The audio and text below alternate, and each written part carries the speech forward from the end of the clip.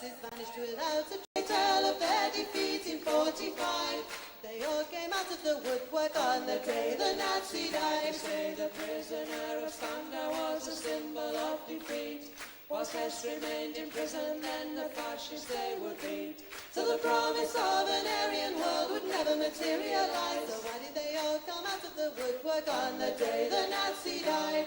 The world is riddled with maggots. The maggots are getting fat. They're making a tasty meal of all the bosses and bureaucrats. They're taking over the boardrooms and they're fat and full of pride. And they all came out of the woodwork on the day the Nazi died. So if you meet with these historians, I'll tell you what to say. Tell them that the Nazis never really went away. They're out there burning houses down and peddling racist lies. And we'll never rest again until every Nazi dies.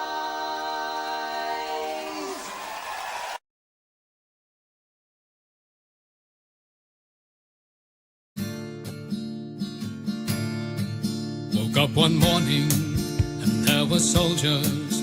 Oh, bella ciao, bella ciao, bella ciao, ciao, ciao. Woke up one morning and there were soldiers.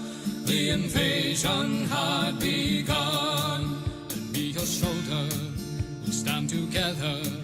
Oh, bella ciao, bella ciao, bella ciao, ciao, ciao. Lend me your shoulder, we'll stand together.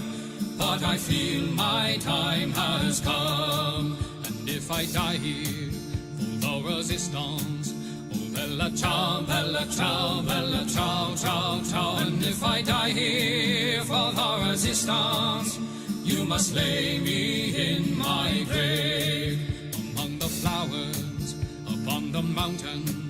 Oh, bella ciao, bella ciao, bella ciao, ciao, ciao. Among the flowers upon the mountain, let me rest among the brave. Someday the people will pick the flowers. Oh, bella ciao, bella ciao, bella ciao, ciao, ciao. Someday the people will pick the flowers, and they will remember my name.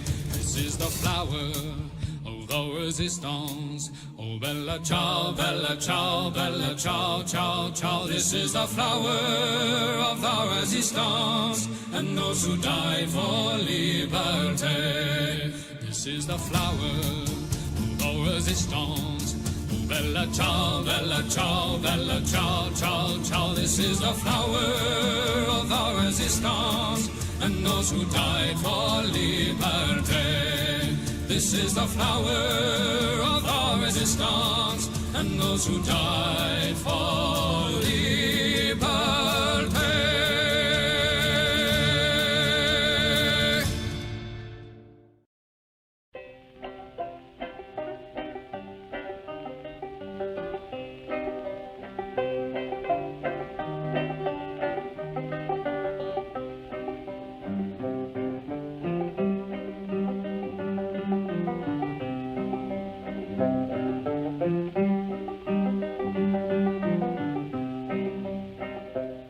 Come all of you good workers, good news to you I'll tell of how the good old Union has come in here to dwell.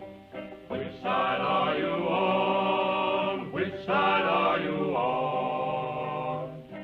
My daddy was a miner and I'm a miner's son, and I'll stick with the Union till every battle's won.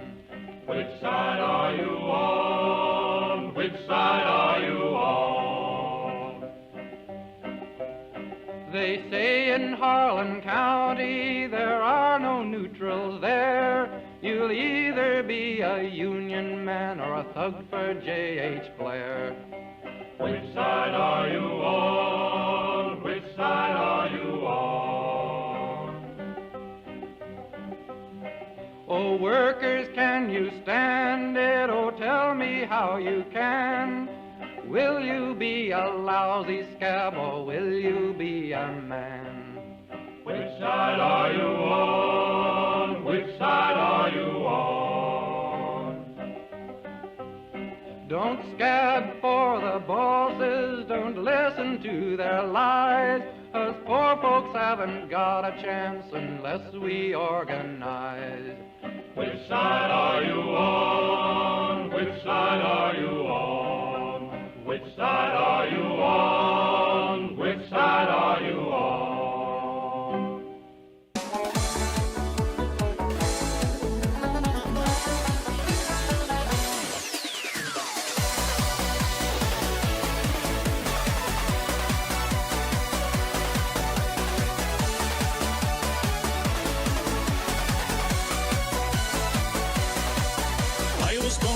Street where the lion runs to beat, and the lovely English people walked all over us. And every single night when they tell, come home tight, he'd invite the neighbours out with this chorus. Come out, you black and tans, come out and fight me like a man. Show your wife how you won medals down in Flanders. Tell her how the IRA made you run like hell away from the green and lovely lace of Gilshandra.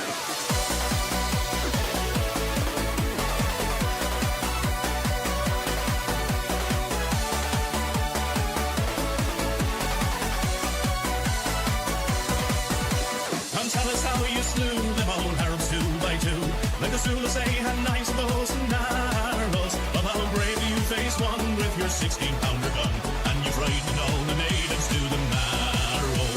Come out, you black and tans, come out and fight me like a man.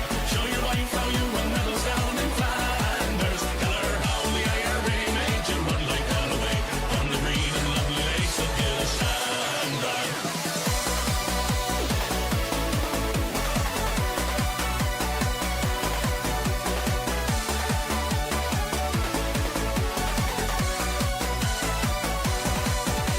Let us hear you tell how you stand the brave Parnell and taught them well and truly persecuted.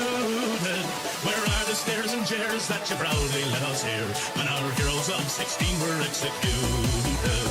Come out, you black and tans, come out and fight me like a man. Show your wife how you won medals down in Flanders. Tell her how the IRA made you run like hell away from the green and lovely lakes of Gilshandra. Hello everybody, how are you all? Are we well? I'm well. What are we up to? Stop it. Get some help. I really should, Michael. It's very good. It's very good advice. Very good advice, indeed. How are we getting on, everyone? Are we well? I hope so. What have you been up to, you crazy cats? I went to visit a woman in her 80s with cancer. It was fucking depressing. She's a relative. Lovely old girl. She's nearly 90, actually, talking about it, but yeah. Anyway. Have you been watching the Furry V chat vids again? No. No, I have not. But thank you. I am drunk and happy. Good. Keep yourself at that level. Don't go, like, too far and then you become unhappy. That's the thing I've noticed, right? The thing I've noticed is you get to the happy stage and then you go too far. Oh, you look terrible. Not look terrible. You feel terrible. You get gin tears, you know? That sort of thing. Oh my God, Sam Harris thinks war with Iran might be a good idea. Well, Sam Harris is a Zionist cunt, so I don't care what he says. Like, obviously he thinks it's a fantastic idea because he's not the one going to have to fight in it. Yeah. Fucking hell. Although, talking about the dishonesty of Zionists, right? Did you see? Like, okay, I didn't want to start off the show with this. I wasn't even going to mention it. Wasn't even going to fucking mention it, right? The Winter Olympics, right, is... it's basically the Olympics where we let Norway win some stuff, right? That's it. It's Norway's Olympics. The people who live in frosty places who can't do normal sports... They've invented their own sports and we're like, yeah, okay, you can have one as well.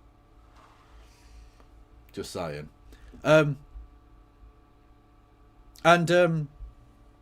Everyone else, you know, is fine with it and gets on with it. Britain, we're cold, but we're not cold enough where we can really play winter sports.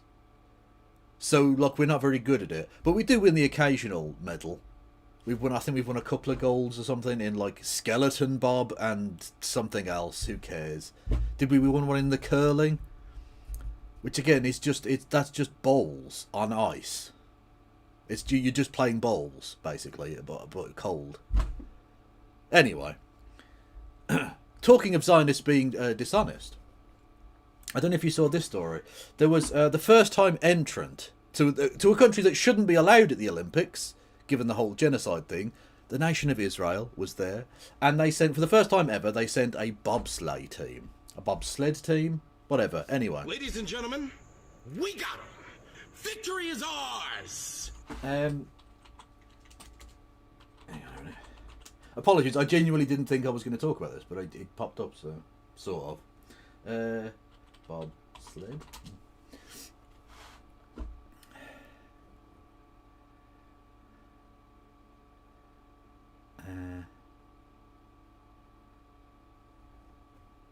Where are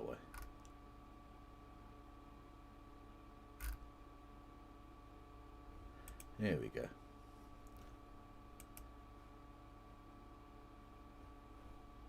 Oh no, hang on, that's not right. So,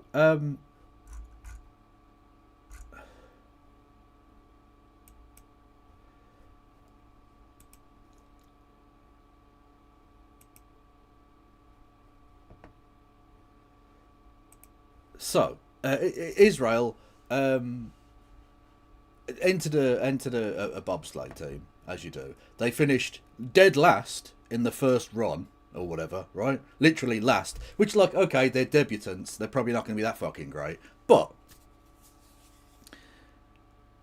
they then, amazingly, in order to try and pull a PR stunt, to make it seem like they're not a racist country, they wanted to try and get an Arab/Druze team member in there. So one of their bobsled team pretended to be ill in order to allow a substitution. This was discovered and the team were disqualified. Hang on.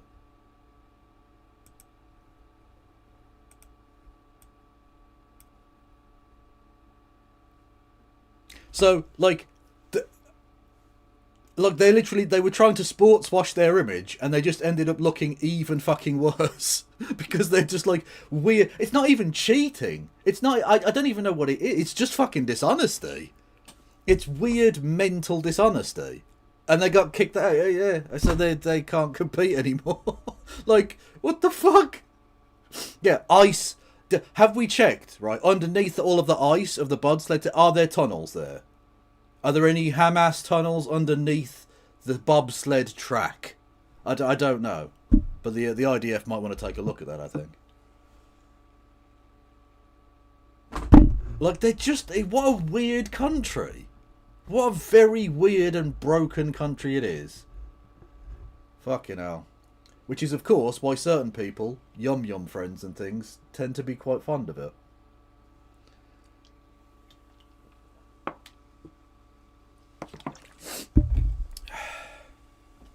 Anyway, if you wanted to give me money to continue this high-level political analysis, you can in the form of bits and bits messages and subs and all of that jazz. You can become a member on the YouTubes.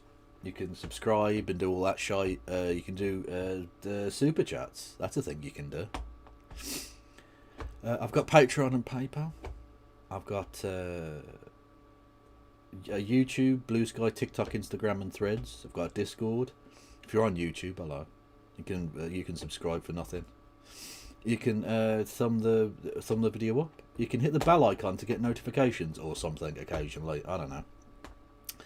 You can do super chats and become a member and give memberships and all of that shite.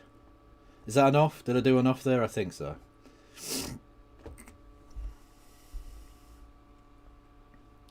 Mongolia's Winter Olympic uniform is cool too. That is true, yeah, the kind of turquoisey thing. Anyway.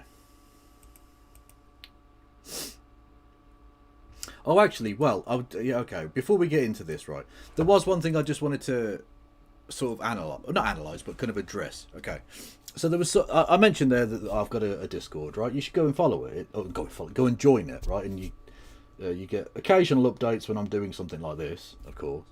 And sometimes I give people like warning and say like, oh, I'll be going live in 10 minutes or something, and you know, that sort of jazz. Not always though. That's not guaranteed. It's hit and miss, really. But either sometimes maybe good, sometimes maybe shit. Thank you. I'll get to that in a second. And of course, there are lots of different. No notice MTG at it again. Hold tight, Kev. What? What are you talking about? What's No Justice done? I don't know. Anyway, the point being, in the there are various things, various different channels in the actual Discord to discuss various different things. You can post memes in certain bits, and you can do this and that and the other. It's all that sort of stuff.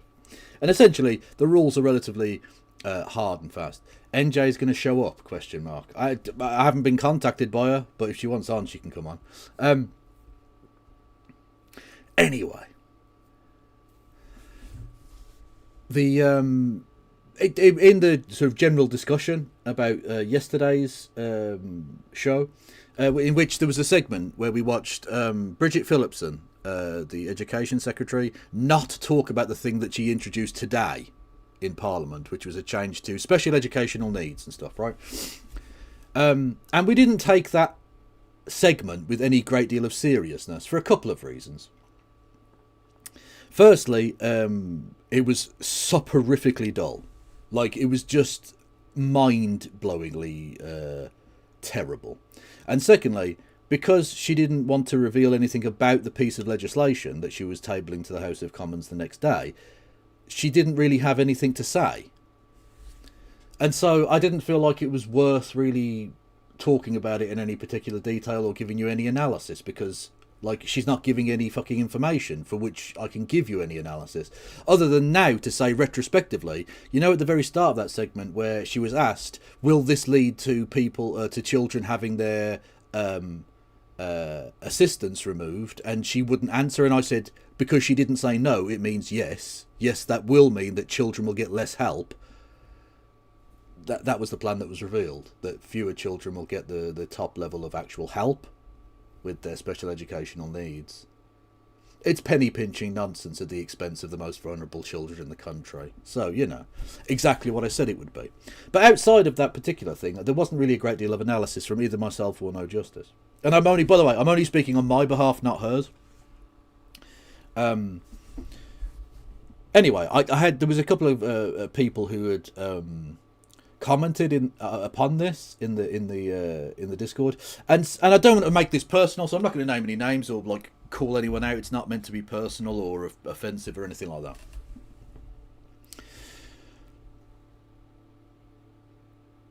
But what I will, they sort of commented on the fact that we hadn't taken it with a great deal of seriousness. And they seemed a bit offended, in all honesty. They were. I think they said that they had a kid with special educational needs, and this was really important to them, and so on. And that's absolutely fine, by the way. But me and No Justice both made ourselves plain that we don't have children, and this is not an area of expertise or anything. So, I think, you know, if you're coming here looking for high-level analysis of this situation, I don't think you're in the right place as such, because that's not really what we talk about at all. We don't have much lived experience of it, and we don't have children ourselves, so it's not, you know, it's not something that is of immediate, you know, IRL concern. But I understand it is to a lot of other people, and I don't want people to think that I don't think that topic is serious, right? If she'd come forward and explained her, if Bridget Phillipson had come forward and explained her plan, we could have given you some analysis, but there wasn't any, right? She didn't want to tell us what was going to happen, what the plan was, so it was basically sort of impossible for us to really do anything with it. And so in lieu of that, in order to try and make it vaguely entertaining, we did silly jokes and shouted at her and called her names. Because, like, what else can you do? It's not meant to be an underplaying of the seriousness of the topic. It's that the topic wasn't being discussed. The discussion was a discussion of the topic, rather than the topic, which is, you know, children with special educational needs and the funding for that and how it gets assessed and so on and so forth. So I hope you don't feel... I genuinely hope that the person / people in question who brought this up don't feel personally offended or that we were downplaying that situation. It's just she wasn't talking about the situation. She was specifically saying, I can't talk about it because we're doing the thing tomorrow. Which, like, was also sort of bullshit because, in theory, when a minister or a department has new policy, they're supposed to go to Parliament first. They're never ever supposed to say to the media, this is what the new policy is. You're supposed to go to Parliament as a member of the executive. You sit at the behest of Parliament because Parliament allows you to, as the, you know, body of the elected representatives of the people, so on. And you reveal to them. And if it's a legislative thing, obviously you have to get literal approval of that via a vote in Parliament after debate and first, second, third readings and House of Lords and all that shite. But even if it's not legislative, you have to get, like, consultative approval from Parliament. The Parliament has to not, like, censure you about it or something like that, which very rarely happens. But the point is you're supposed to do that. So, in theory, she has a very good point in saying, I can't talk about it. Which also brings up the idea, why the fuck are you even on the show then if you can't talk about the thing? You're going on to talk about a thing you can't talk about. But anyway... Also, governments all the time, and this government are as bad as any other in this regard, brief new policy to the media before it ever gets to Parliament all the fucking time. So when she said, I can't say X, Y and Z, yeah you can. You do it all the time. You're not supposed to, but why are you cherry picking this particular example to not talk about when you do it all the time anyway? It's an excuse. Anyway, but the point is... obviously, I think that kids with special educational needs need to get a fuck of a lot more help, not less, as the government currently plan to. And in fact, already, even before these changes, the amount of money going into the system was pitifully small and shows how little the government and society more broadly actually care about these things. And that's a disgrace. It's just, when we were discussing it on Sunday... it was a pointless fucking stupid interview that didn't give me anything to work with. So that's why it was discussed in that way. Anyway, I hope you're not offended, but if you are, I can't really fucking help that. Hopefully I've explained myself. Oh, anyhow.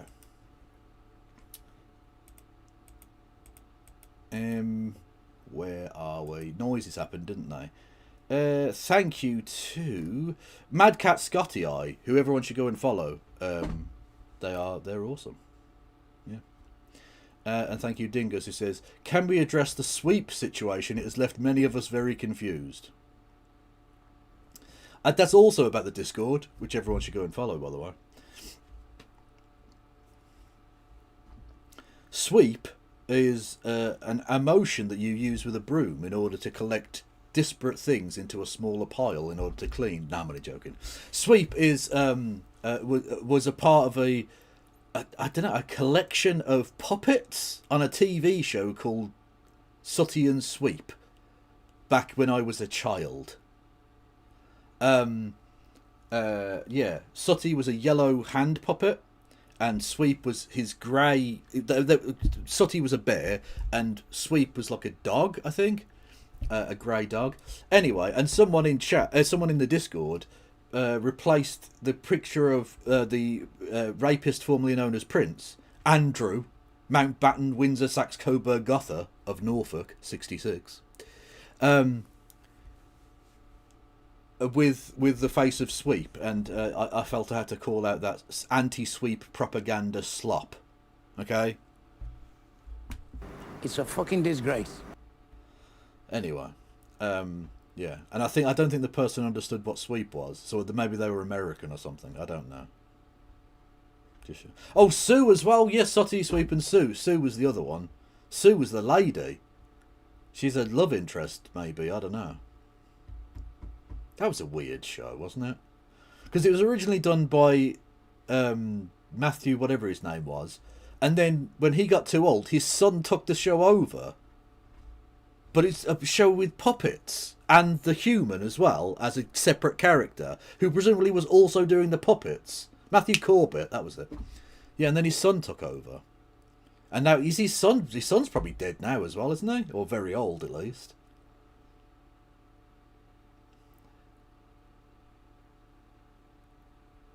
They still make them on YouTube? No way. What? Who is this person? This is not the same person anymore. Is it? Or is it?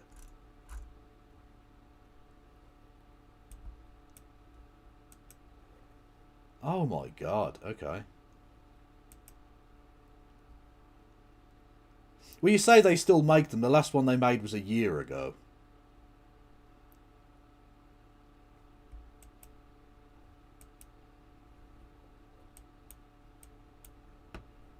Is that can't be him, can it? Unless he's had a lot of work done. Is it not the grandson that's took it over now? I don't know.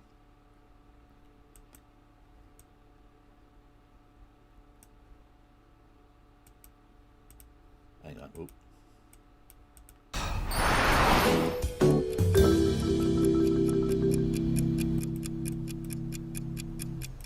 So anyway, this is Sooty, the main character, the big cheese of the show.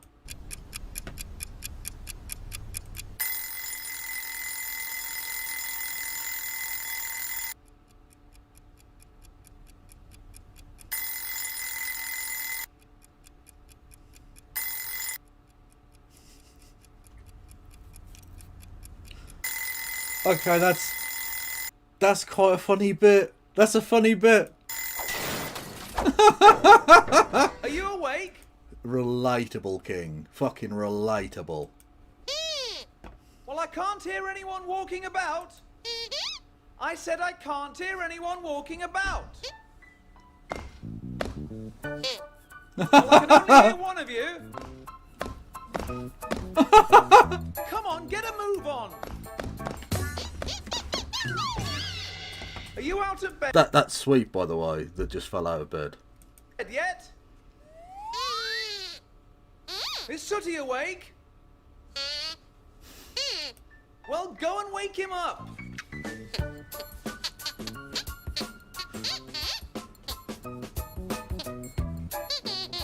Personal space sweep. This is abuse. You just assaulted me.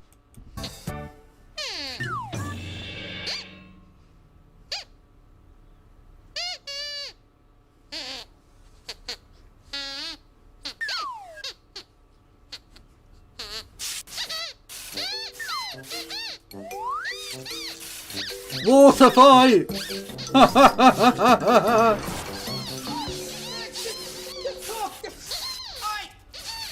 told you before. No water. I'm absolutely certain this young man is very used to having his face sprayed by various pistols at a time, yes. Pistols at the breakfast table. And anyway, you two are late for breakfast, and if I don't get a move on, I'm going to be late for work as well. Mr. Slater's given me a very important job today.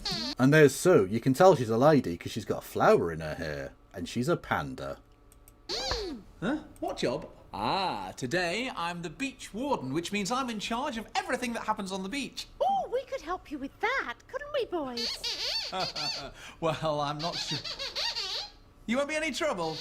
Well, no, I'm sorry, but this is a very responsible grown-up's job, which is why Mr. Slater... Oh, God almighty, he's a fucking briefcaser. Oh, no. Adults on the beach. What? Need to do it. Right, I must go. Have a lovely day. Bye-bye. Oh, I'd have loved a day on the beach. What's that, Sooty? Why don't we go and have fun on the beach anyway? Yes! Come on, boys. Let's get packing. Okay, as much as I could watch this forever, I don't think we should. I don't think we should. Because... Mr. President, A second child rapist has hit the police station. Lord Yum Yum himself, Peter Mandelson, the Zionist in chief. No wonder he supports pedo Wakanda, you know? Anyway, he got arrested.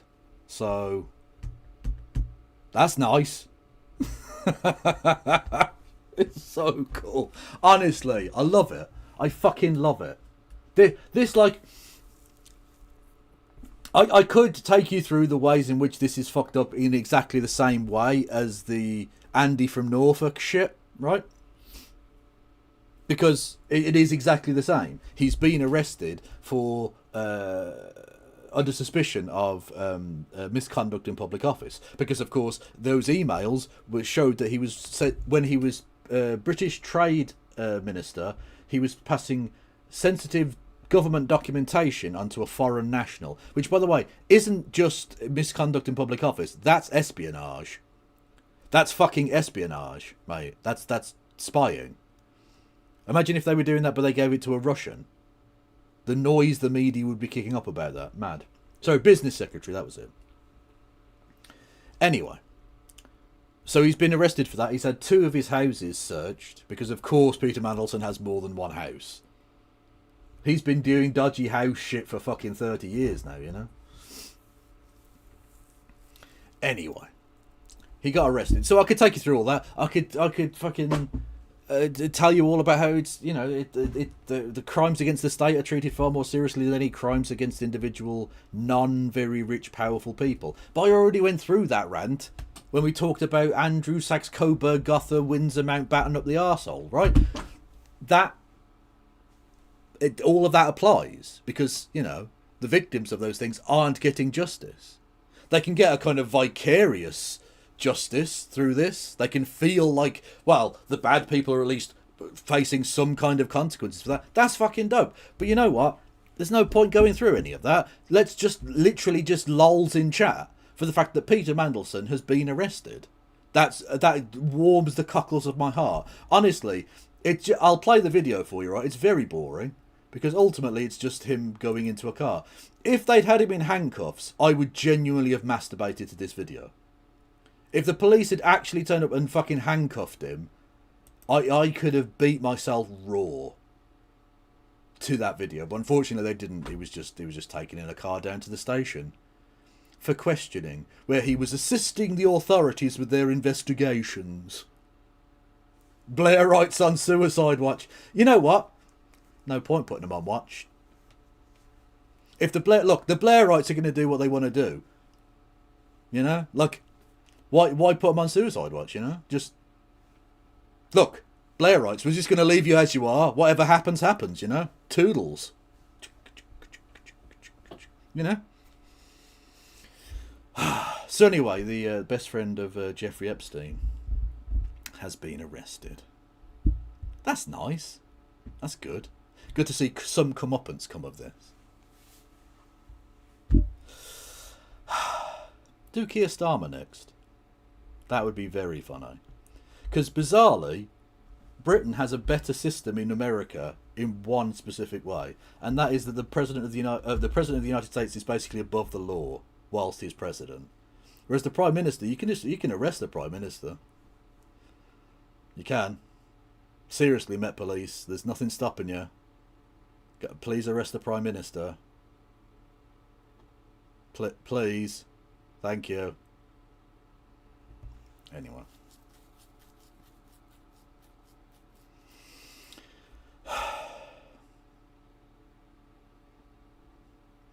Peter Mandelson's discussion about a mortgage for the property that was just raided.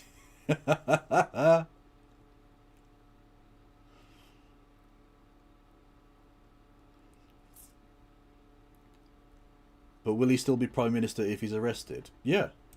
Yeah, he won't stop being Prime Minister. Yeah. Kev, has the Prime Minister ever been arrested? I don't think so. I don't think that's ever really happened, no. Not that I can think of. No, I'm pretty sure they haven't, no. But they can, yeah. I think the speakers. Well, not only has the speaker various times been arrested, I think there's something like 6 of the former speakers were executed. Very long time ago, to be fair. But yeah, speakers of the House have been put to death. Yeah, because they did things that the monarch didn't like, and back when the monarch could do that shit, they went, "No, we'll kill you then." So they definitely have been arrested. Indeed, various members of Parliament are being arrested all the time because it's a den of vice and a hive of scum and villainy, to quote a certain film franchise. Up the guillotine. And Gil, chill. I know you're getting call-outs, mate. I know, but you're not you're famous on your own guard, yeah. You've been around a long time now, friend, yeah. Hit it, boom. Anyway. 7 speakers of the House of Commons were executed between 1394 and 1535, often due to political conflicts with the monarch. The role of the speaker has evolved significantly since then, with modern speakers being expected to remain impartial and not face such extreme consequences.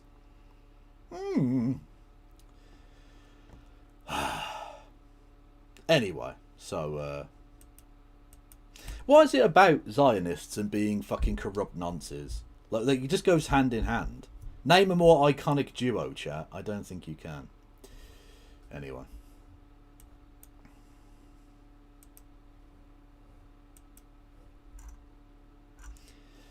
By the way, what the fuck? Dingus, what is this?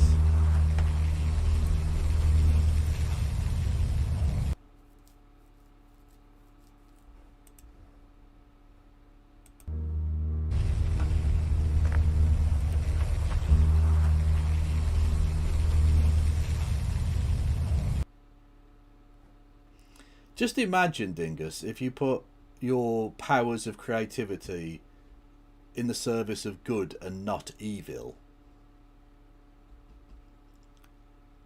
Just imagine that, you know?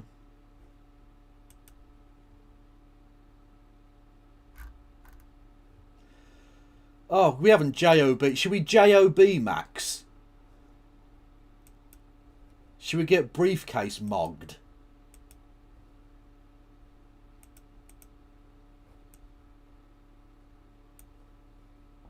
Well, that's quite a good question, actually. Who's in charge of the national story? It's a bit lazy, but it's not without merit to book bookmakers to talk about politics. I don't think we've ever done it, but it's you can see why people do.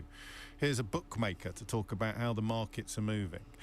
If you were a Tory shill or a sort of Nigel Farage toe tickler, you probably wouldn't. Okay, right. There are plenty of people in the media who are those things, and it's perfectly reasonable to call them out. But when you're a Labour Party dick rider, like you can't realistically possibly do that.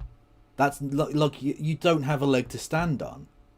You're just them looking in a mirror.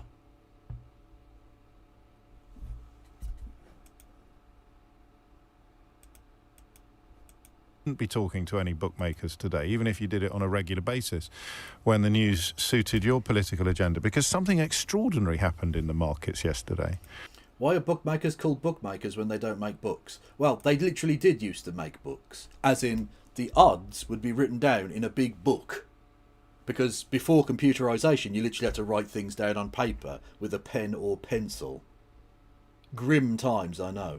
Anyway, and they would literally write it down and then have to basically right, the bookmaker balances their odds not just on the probability of a thing happening, which is initially what they do, but then how much money goes on each option, so that no matter what happens, they make money.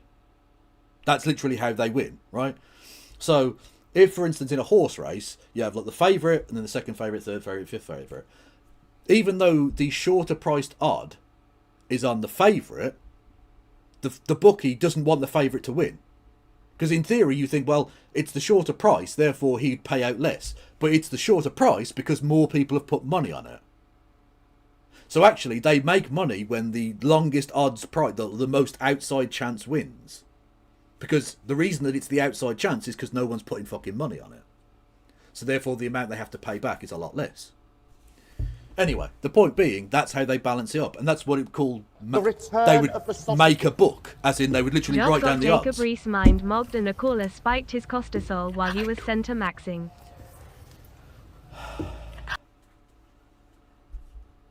Hang on, I need to read what the fuck. Hang on. JOB got Jacob Rees mind mogged and a caller spiked his cortisol while he was centre maxing.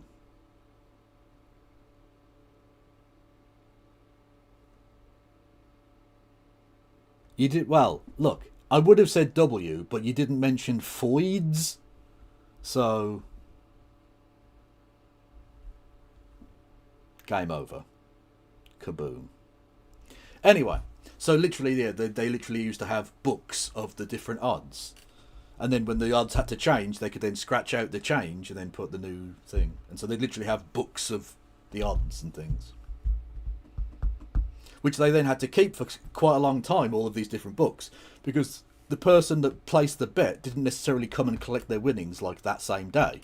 So they had to have like weeks worth of the books still available so they could go back and check. Like if he came in with a slip saying such and such horse won at Ascot on such and such a day, this race, blah, blah, blah, they had to go back through the books and actually literally find that, go, oh, yo, he did win, and then pay them out, you know? But now it's all computerised and done with barcodes and things. So, I mean, you could say they shouldn't any longer be called bookmakers because they don't really do that. But the terminology sticks around, you know.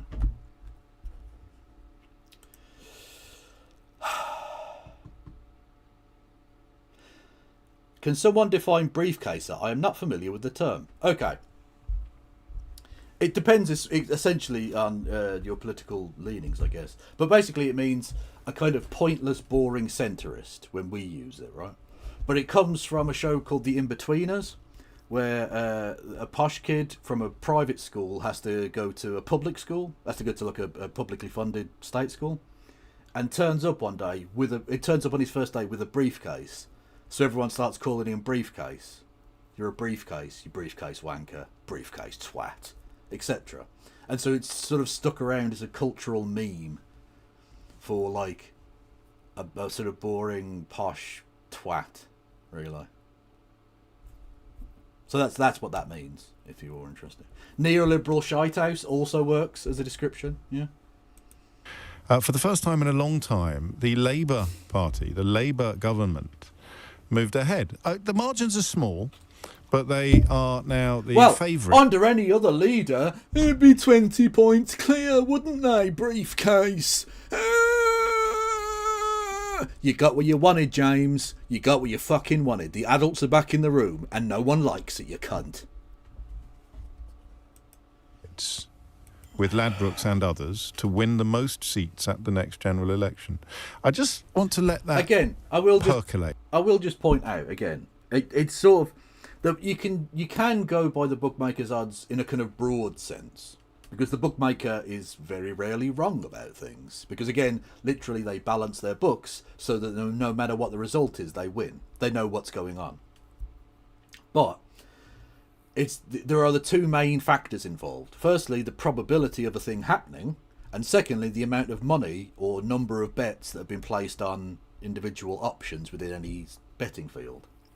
So just because the Labour Party have narrowly gone into the lead with the bookmakers doesn't necessarily mean that the bookmaker thinks it's actually going to happen. It could just be that people have placed a lot of money on it, which would seem unlikely in this case, but you never know. You never know. Also, we have definitely seen a falling away of the reform vote nationally because they've accepted all these Tories in. They literally got Robert Jenrick, a fucking Tory party leadership candidate, 2 years ago. Like, not even 2 years, 18 months ago. Just over a year ago, really. As their potential fucking Chancellor of the Exchequer. People want to vote for you, Nigel, because you're not the Tories. And what you've done is turned yourself into the Tories that nobody wanted, and demonstrated that they didn't want by giving them the worst number of MPs they've had in over 100 years. Just saying. So the Reform Party have definitely tailed off, yeah.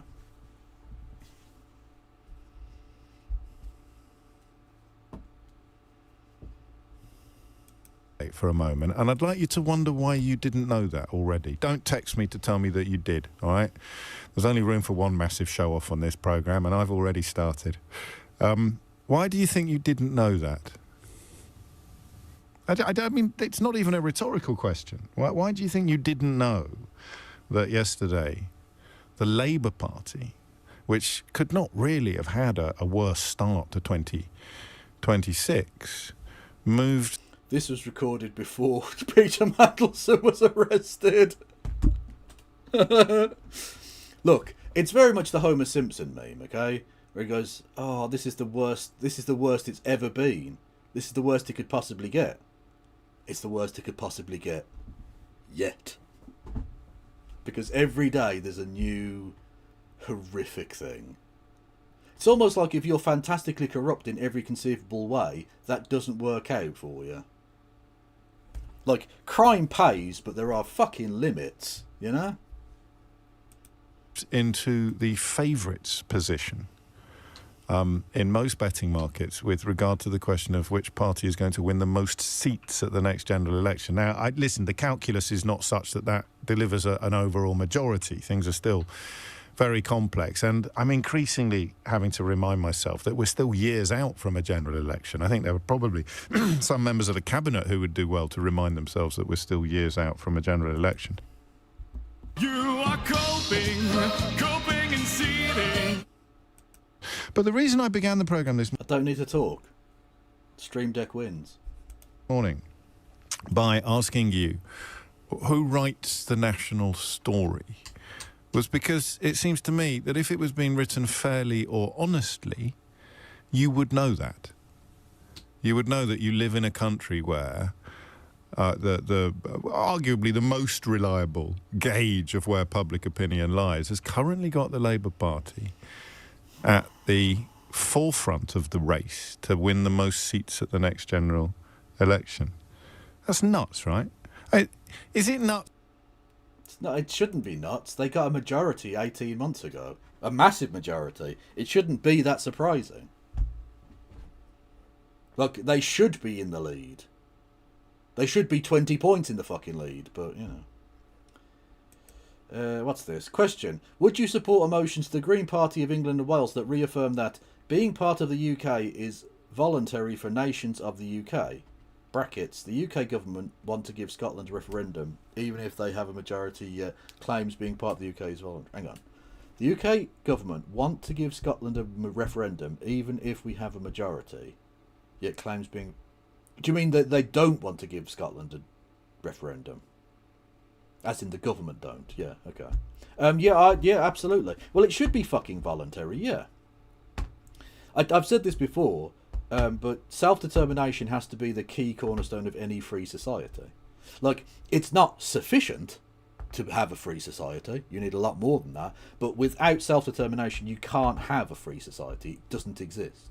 And so, when there's clearly, like, a historic alignment of peoples known as Scottish, of which there are, of course, modern entrants to. Fantastic people. A lot of Sikh Scots and things like that. And Muslims and all sorts. Not all of whom are Anas Sawar as well, so, you know, just... So there are good ones as well, okay? It just goes to show you, they're just like everyone else. There are some cunts in every group. Anyway, the point being, there is clearly a reason why the Scottish people might seek to go independent, and if they want to do so, should be allowed to do so. And it shouldn't be down to fucking the London mafia cunts who run Westminster to tell the people of Stranraer what to do. Yeah. It's that you didn't know that, or that it is not being more widely reported, or is it just nuts that it's happening?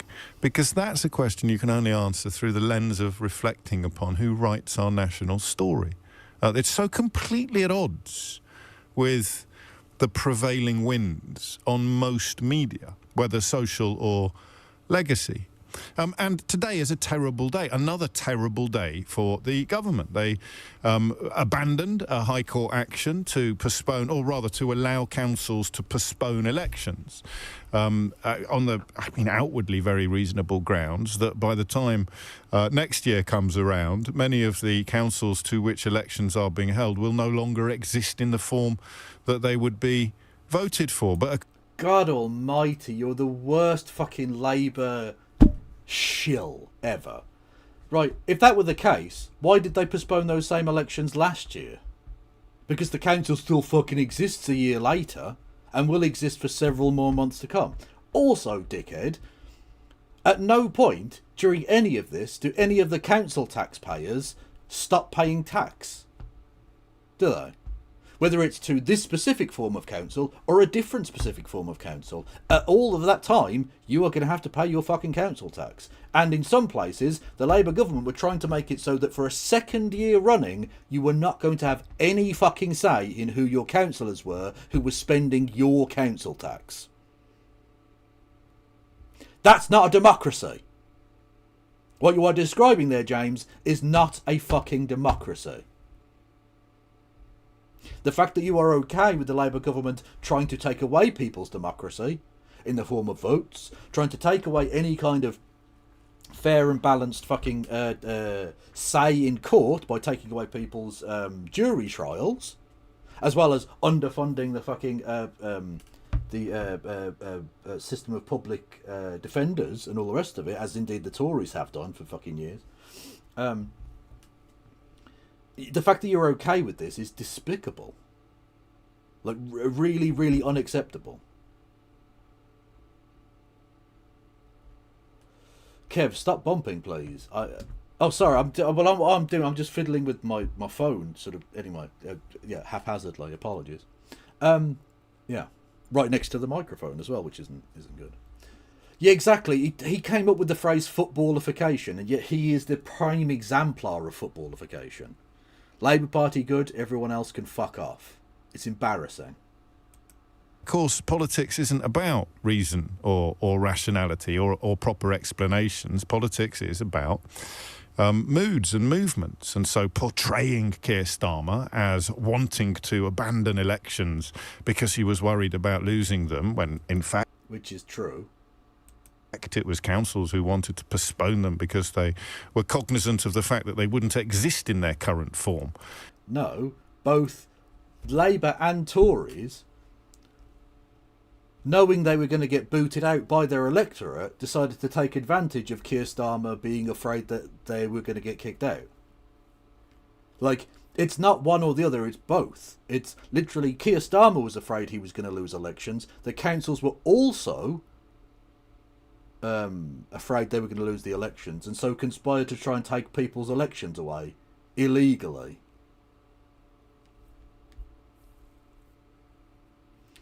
Always remember the Tories have never been shy in their contempt for Scotland, and Labour are worse as they actively insult our intelligence. I don't know that they're necessarily worse. I think that's debatable. Oh shit, hang on. I got the wrong fucking one there. Yeah, I think it's debatable whether they're worse necessarily. I mean, it could be argued the Tories more well represent Scottish Tories than Scottish Labour represent Scottish Labour voters. So in that respect, they're worse, I guess. Yeah. Yeah, that's an interesting one. I hadn't really thought about it in quite that way. But yeah. Yeah, no, they do have absolute contempt for the Scottish people, yeah. Again, I've said this before, the reason that Wales and Scotland really should leave, above anything else, is that the government that supposedly serves them thinks of them as, well, to the degree it thinks about them at all, they are an afterthought. They're like a nice extra you throw into the discussion to make it seem like you give a fuck. Which, like, you can do better than this. And indeed, you deserve better than this. It would be a shame to see you go, because I will always think of both the Welsh and Scottish people as kindred peoples, spirits, whatever. Without being too nationalist and weird about it. It's not blood and soil nonsense. Just like, I consider you brethren, you know? And I certainly wouldn't want like a hard border between us or anything fucking silly like that. But Although, of course, it's up to the sovereign governments of those nations if they want that. And indeed, by extension, the people of those countries. But regardless, it would be a shame to see you go. But you probably should leave, I think, because for your own good. Having a government elected by you that gives a fuck about you is probably better, I think, than having a government in Westminster voted by fucking middle-class wankers from Chipping Norton who couldn't give two fucks about you. Do you know what I mean?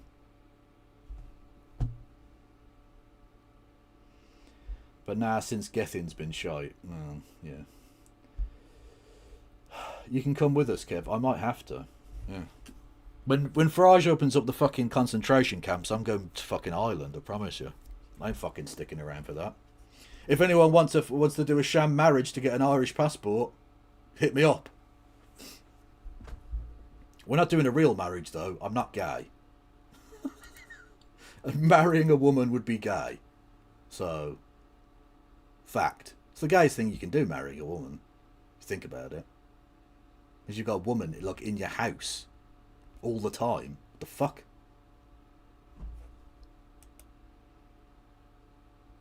You'd have to actually wash your ass crack and everything. It'd be disgusting. Ugh. Ugh. Ugh. A shamrock marriage, thank you. Well, I'm half gay, to be fair. I like to think of myself as 50% sodomite, you know? Does that mean half of me gets to go into heaven? And half doesn't? So I have to stand in the doorway like a fucking cat? In a year or two's time, they should have seen that coming from 100 miles away. Once again, bad politics. And also, as I think with the Palestine Action Ban, decent lawyers... and they have many decent lawyers, would almost certainly have told them. I think, ironically, and again, something else you probably haven't reflected upon yet in the news, as you hear people celebrating or bemoaning or possibly, in a very dull fashion, as I've just done, explaining the story. Oh, you don't want to put me in charge of heaven, because none of you are getting in. If I'm there at the door, I'm being the worst pernickety fuck ever. You're all going to hell. Honestly, yeah, fuck yous. About council election postponements. You probably... Like, ever watching my streams, unironically, hell, straight away. No chance. No, you get the same punishment as Hitler, okay? Boom, down you go. We haven't heard anybody thanking the Lord for the European Convention on Human Rights, under whose auspices, I think, and I've taken advice on this, the fact that they were set to lose in the High Court almost certainly depended. So you have Farage doing a lap of honour over this without mentioning two things. Number one, the bravest man he's ever met continues to lie egregiously on an intergalactic, spectacular scale about the results of the US presidential election in 2020. The bravest man Nigel Farage has ever met. And, of course, massively close friends with Jeffrey Epstein. Donald Trump, wasn't I? Despises democracy and lies about it daily.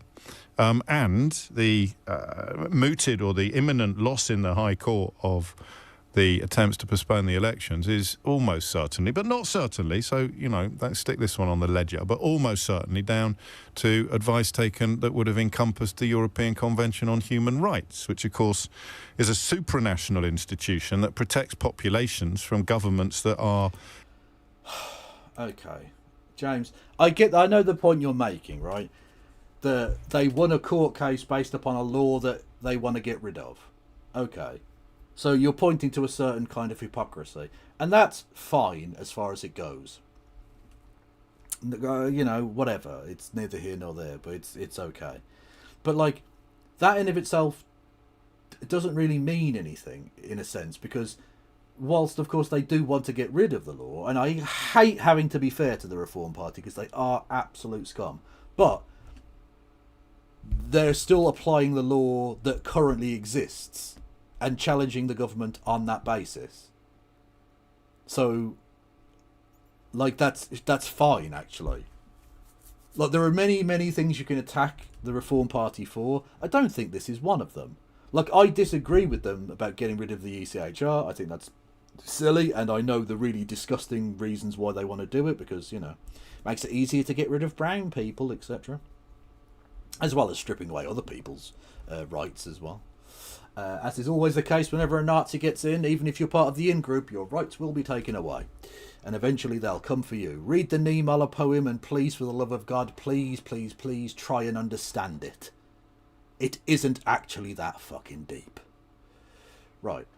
Yeah, you can say that you think it's wrong, but ultimately they're allowed to apply the law as it currently exists, even if they want to get rid of that law.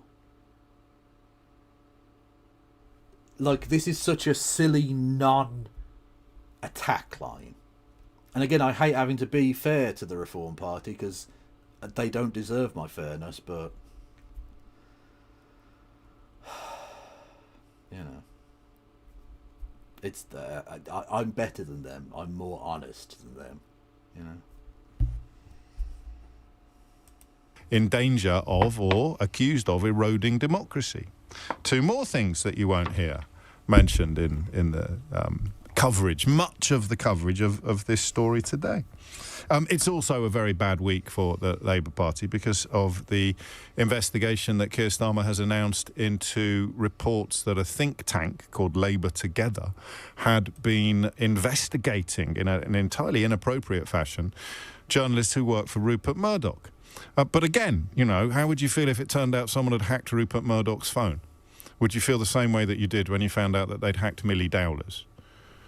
So again, who writes the national story? I don't know. This is peak briefcase. Like, inappropriate. Like, I would go as far as to say, sort of fascistic. They wanted, desperately, to try and put pressure on organisations trying to expose their evil and, like, corruption. And just going, well, Millie Dowler isn't an argument. This is some of the worst Labour dick riding slop I've ever seen. This is so poor. Like, oh, the Labour Together people are fine because they didn't hack the phone of a dead child. So by comparison, it's actually not that bad. Okay.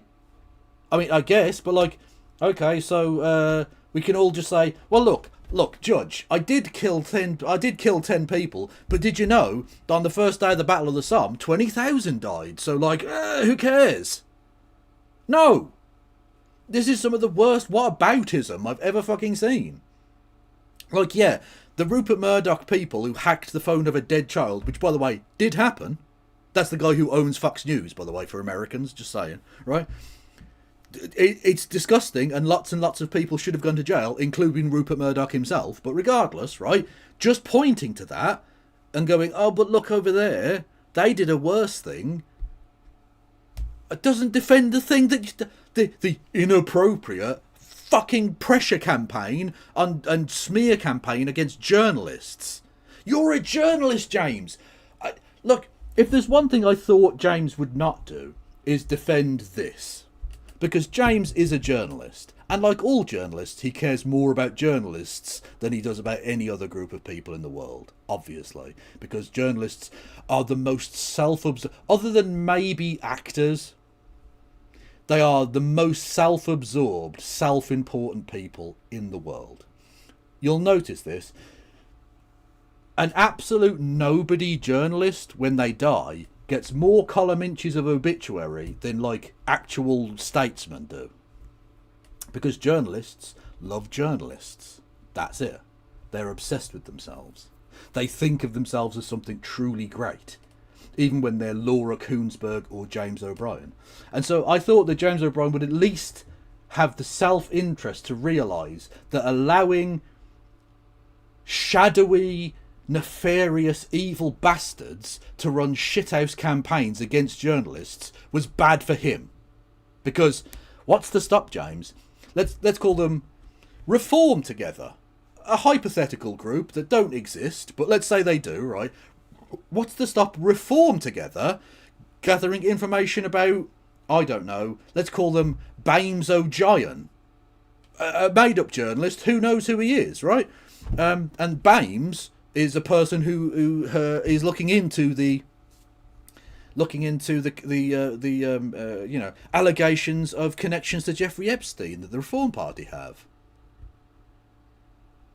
Would he be okay with that happening? Because that would be bad for Bames, wouldn't it? Really. But under the principle that you're expressing here, you can't really hold any opposition to that, because it's literally the same thing, isn't it? You know? I'd call you a kind of journalist, Kev. I don't think I am a journalist. I think there's a difference. I'm a commentator, I guess. Is that a kind of journalist? I'm not sure. Like, the reason that I said the other day that No Justice is a journalist is because she does the Novara Media stuff, right? So she does a regular news show where they go through topics, and it's like a professional, actual thing. It's a job that she does. So, like, that for me is a journalist. That's like a real legit piece of journalism that she does regularly. Whereas what I do is I occasionally turn up on Twitch and scream at fascists.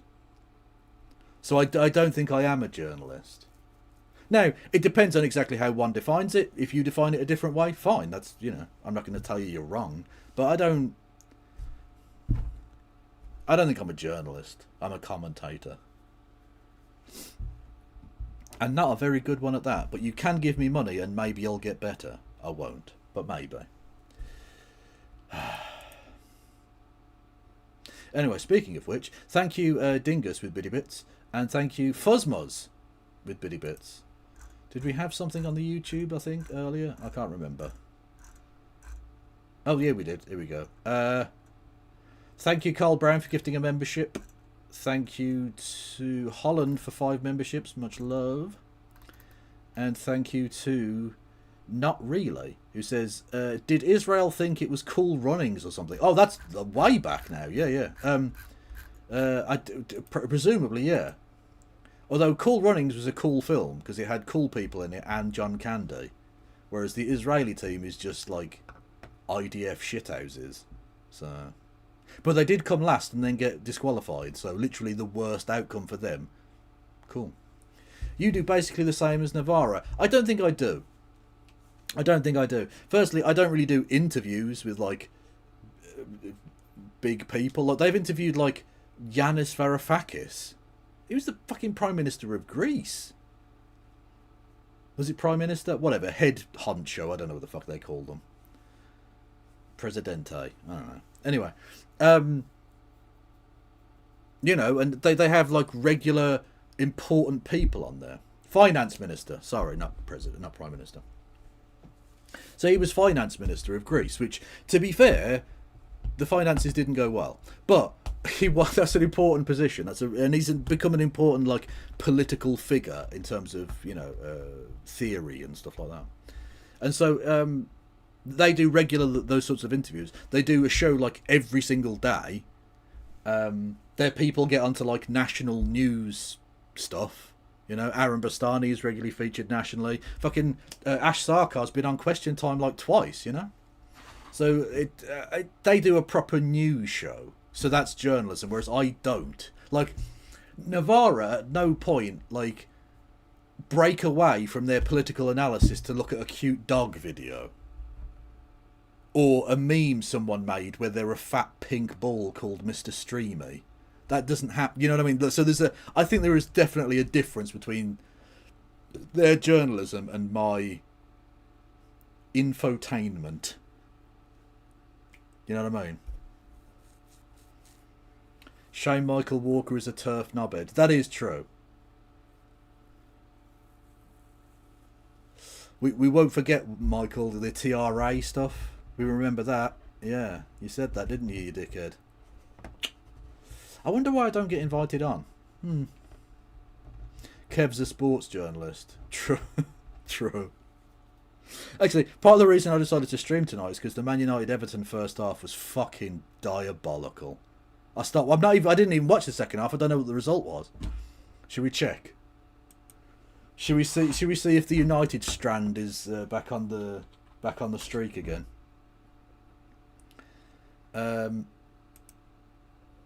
Sesko comes off the bench to score from 1-0. They won 1-0, Man United. So the United strand is back in the game. He might eventually get to shave his head, but I don't think he will. Not this season. Should make a Mr. Man version of Aaron Bastani. Okay, maybe. That's fair enough.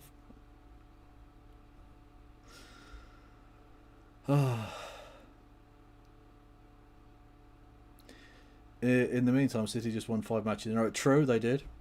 And Birmingham City, very annoyingly, have given me hope now. I was convinced this year we weren't going to do anything. Like, we were just going to be mid-table, not an issue. Literally not an issue. And now, all of a sudden, we're 2 points from the playoffs. And it's the hope that kills you. And they've given me hope. We're at the back end of February, and we've got a fucking good chance. And that's scary. I can deal with Birmingham City Football Club being fucking shit. Right? I can deal with us being absolute dog shit. That doesn't offend me or hurt me anymore. I'm over it. They've put me through too much for me to, like, allow it to fucking affect me in that way. But it's when they give me hope that they might not be shit, and then they ends up being shit. That's what fucks you up. That's what fucks you up. I'm still waiting on the next series of the Tom Brady thing. Well, yeah, absolutely. Although, to be fair, the chairman, the American guy, he had a stroke. I'm not laughing at him having a stroke. It's just like, like, just as we're getting ourselves back in a level playing field or whatever. Look, if he fucking dies, do the Americans pull their money and we end up in the fucking non-league? I don't know. No. Got a feel for Wednesday fans. Yeah, Sheffield Wednesday got fucked over with their owner. Jesus Christ. Yeah, they've been relegated in, fucking middle of February. Oof. Now, to be fair, they got deducted points, so that's a thing. But even if they hadn't done, they'd still be absolutely fucked. They're still on -7. Has a team ever finished on minus points before? Has that happened? Because, like, they've lost, like, 8 games in a row or something, so they could genuinely end up with minus points. Which would be fucking Labour. True. To build a tunnel between Shetland and Scotland would cost £400 million. And the UK government refused to give money from the UK Infrastructure Fund. So people in Shetland can't get to the mainland to go to hospital. They have to get a helicopter or a boat or die. Can we have a tunnel? Well, they should have a tunnel, yeah. Like, literally, one of the only things this Labour government have done in terms of infrastructure is doing another tunnel under the Thames. Now, again, just for people who live in the London area, I don't begrudge you having another tunnel. If you need another tunnel, fine. That's absolutely fine. But when it's London is like the only place that ever gets any infrastructure spending. Like, if any place needs a tunnel, it's something like the Shetlands. London doesn't need a tunnel in the same way.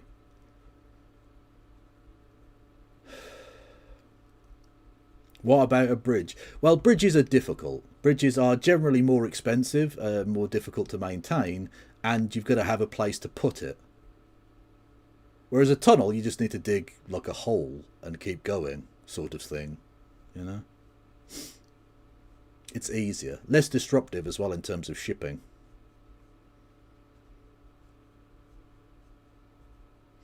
Are the bin rats not an infrastructure project for Birmingham? No.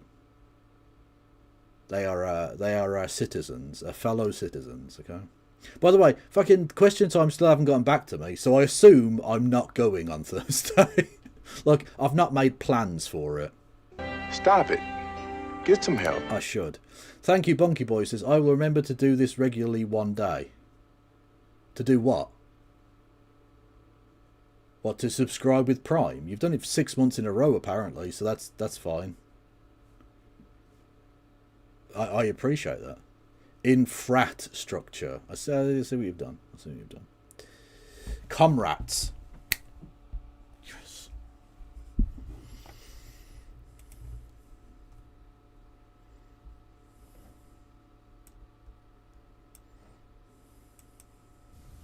Well, I do know, but it seems to me to be more important this week than ever before, because I do this for a living, and I can't believe what Ladbrokes reported yesterday and what YouGov reports today. YouGov has the reform vote plummeting, or falling further than it has in about over a year, and the Labour... Because they've taken on the Tories, so they've got the Tories vote, which is nobody. I'd love a tunnel to the Netherlands. Yeah, that'd be cool. That would be a bit more difficult because there's more distance and there's a lot more water and stuff. But yeah, that'd be cool. Tunnels. Let's build more tunnels. Like, regardless of what Elon Musk thinks, the tunnel has been around for a long time, and we're really good at it. So let's build lots of tunnels and put like trains and stuff in there as well. You can have roads. I'm not against roads in tunnels, but you can have trains as well. Trains and roads and bobsled track. Why not? Fuck it.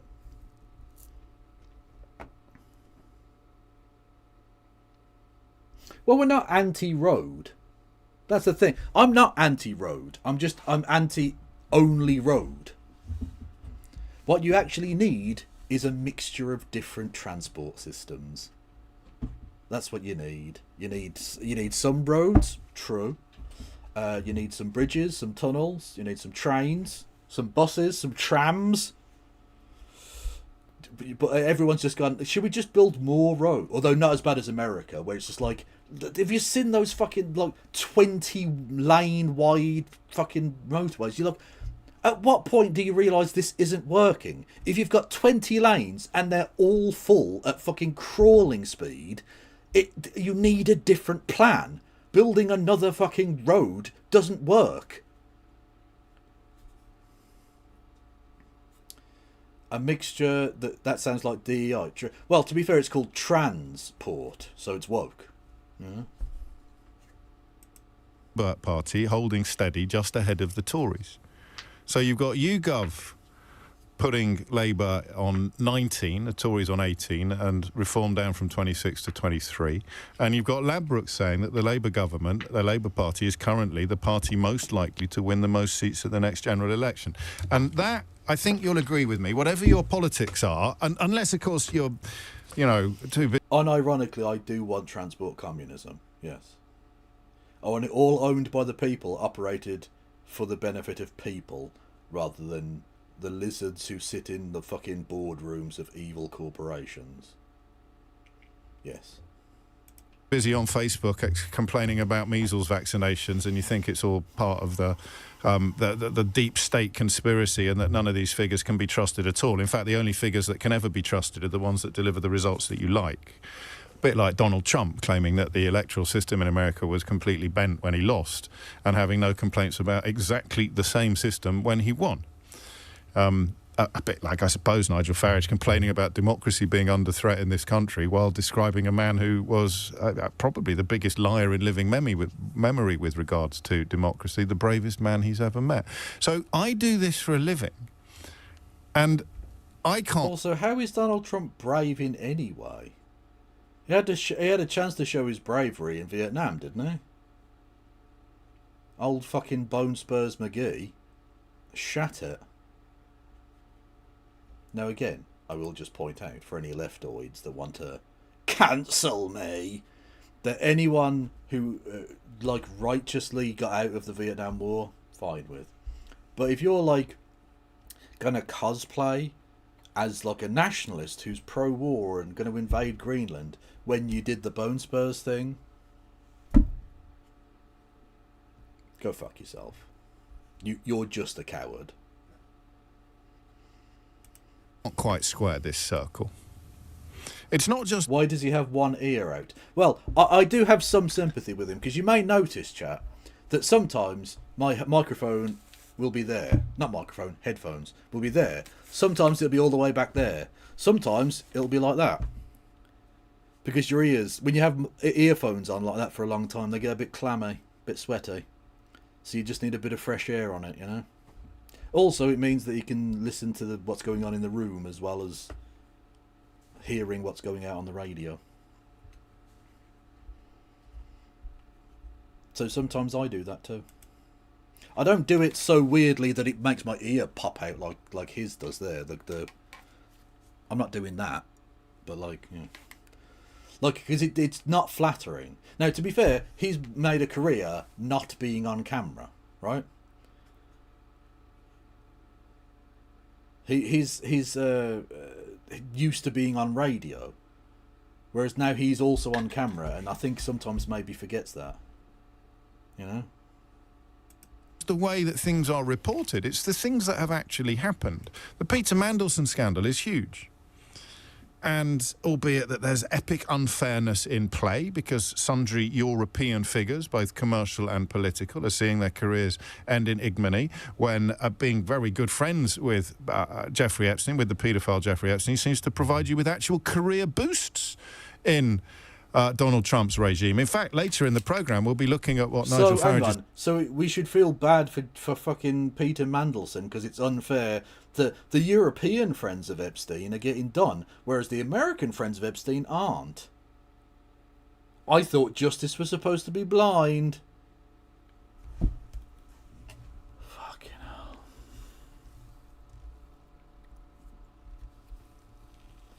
Absolute fucking briefcase wank face.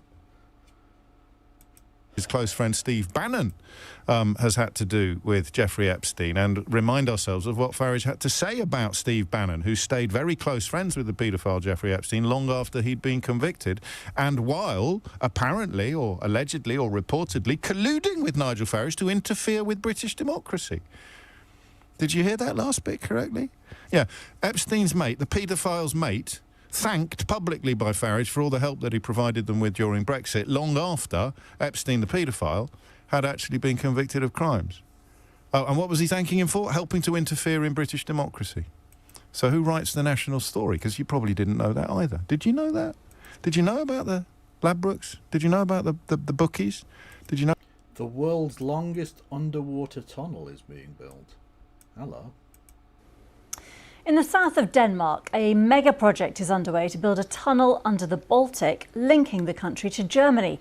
It's currently Europe's biggest construction. It's already linked to Germany. Look, it's attached. Oh, it's literally attached, lads. You're tunnelling to a place you can already get to. Like, the Shetland Islands is not connected to the mainland. It needs a tunnel. Whereas what you're doing is making a tunnel to a place you're already attached to. Okay. Construction site and the world's longest prefabricated road and rail tunnel. Costing more than €7 billion and mostly financed by Denmark, it is part of a wider EU plan to improve travel links to northern and southern Europe. Adrienne Murray paid a visit. It's on a scale that's hard to take in. The size of 600 football pitches, this colossal construction site is where a record-breaking tunnel is being built, linking Denmark to Germany. So this is one of our production lines. Inside 3 enormous halls, tunnel segments, each more than 200 metres long, are being moulded from steel and concrete. Running 18 kilometres under the Baltic Sea, the Fehmarn Belt will be the world's longest prefabricated tunnel. It's not only linking Denmark to Germany, it's linking Scandinavia to Central Europe. Everybody's the winner because obviously businesses, they will be closer connected, and then by not having... Underground Lebensraum is an amazing sentence. Oh, chat, I love it. You're as broken as I am. Fucking hell. Underground Lebensraum. Honestly, it's going to make the next invasion of Denmark a lot easier for the Germans, I think. You don't need a fucking navy when you've got a tunnel. Extra distance to drive, you will also cut in carbon because travelling 160 kilometres less. It will slash the rail journey between Copenhagen and Hamburg from from 4.5 to just 2.5 hours, and replace the 45-minute ferry sailing by a drive of less than 10 minutes. Financed mostly by Denmark, this $7.5 billion mega project has been in the pipeline for almost 2 decades. After repeated delays from lawsuits and environmental opposition, it's hoped the project will boost the local area. And building is now well underway. As much steel as 10 months ago, so it's probably still being built then, I imagine, right? But did they complete it? I don't know. The Eiffel Towers will be needed. Assembling this metal structure is the How many first... Eiffel Towers? What? Eiffel Towers will be needed, well underway. As much steel as 50 Eiffel Towers will be needed. And much better, because the Eiffel Tower is a bit shit. Like, don't get me wrong, like, it's one of those things, when you see the Eiffel Tower, you're like, oh, that's the Eiffel Tower. Like, you're so used to the... like, the image of it, that it's sort of awe-inspiring in that sense. But the actual building, it's not all that. Like, for the time, it was probably like an engineering masterpiece or whatever, but like, it's basically a big Meccano set. It's a bit shite.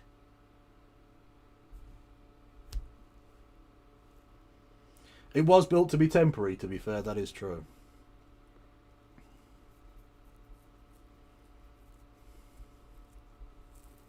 And what I love about the Eiffel Tower is that loads of really poncy Parisians at the time fucking hated it.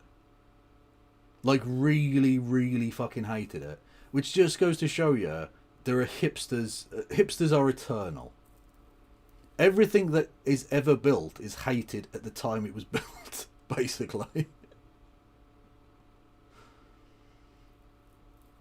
Kev was built to be temporary. True. But the love of Kev is forever. It should be complete by 2031. Oh, nice. Kev's favourite building is Birmingham Library for fingering reasons. Well, that building doesn't even exist anymore. They knocked it down. I mean, they replaced it already with like the new library years before. But the actual building, the famous fingering took place 20 fucking years ago. Actually, over 20 years ago now. Yeah, anyway. Or around about 20 years, whatever. Yeah, that building doesn't exist anymore. It's gone. I'm so old that I fingered people against buildings that don't even exist anymore. Not many people can say that, can they? You know?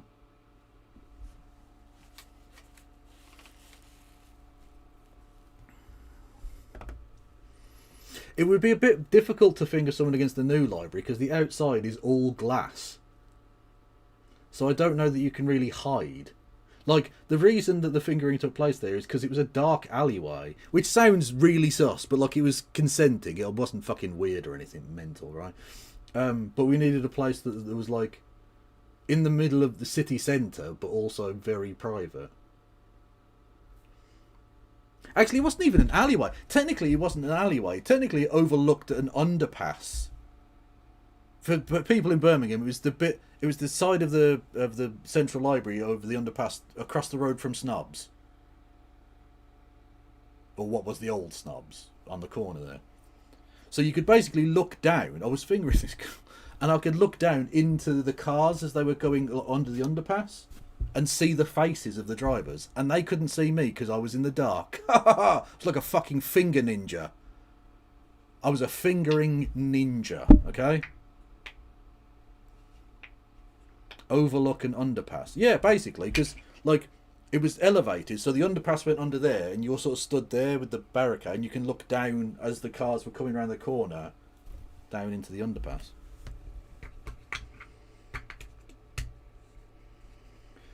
So, you know.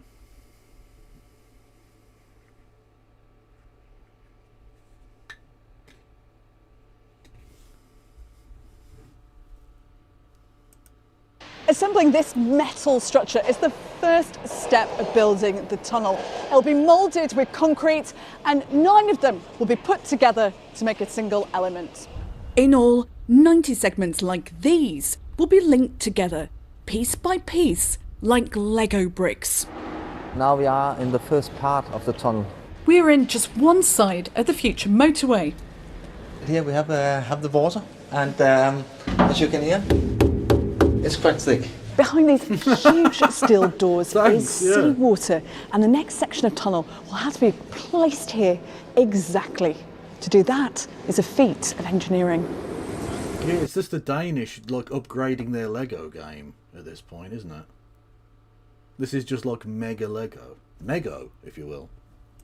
A trench has been dug into the seabed, and one by one, each segment, weighing 73,000 tonnes, will be floated out, then lowered into position with 15mm precision. We have to be very, very careful that it's placed just in front of the next one.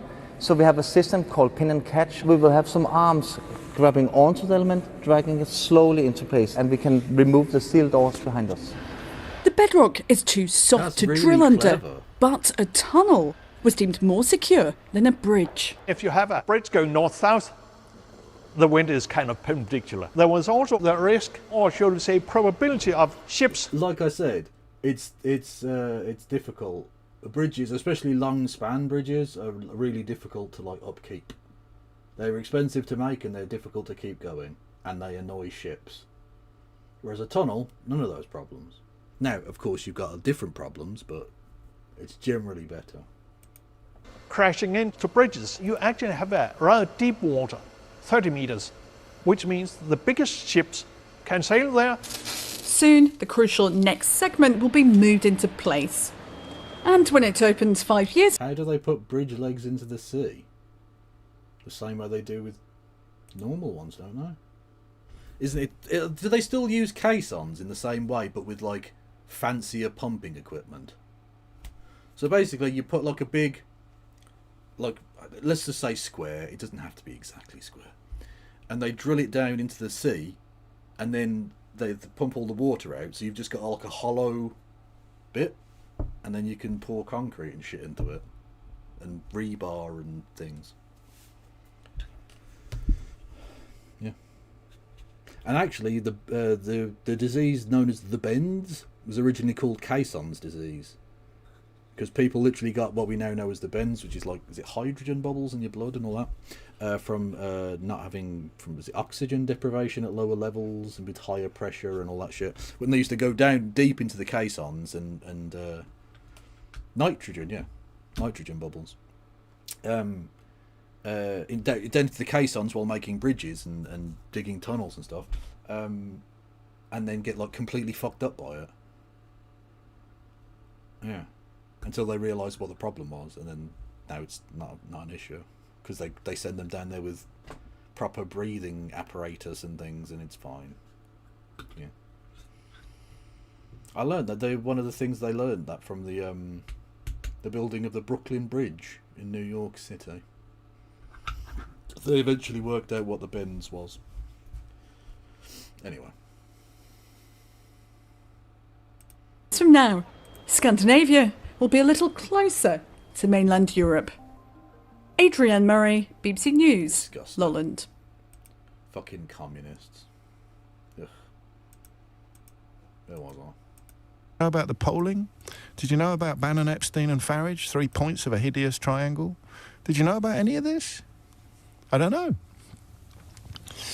But I do this for a living, and I gave my head the mother of all wobbles this morning because I couldn't quite make sense. Oh, do I have that? Oh, hang on, yeah. You really are the most devious bastard in New York City. Still got that one. Oh, and I said communism, didn't I?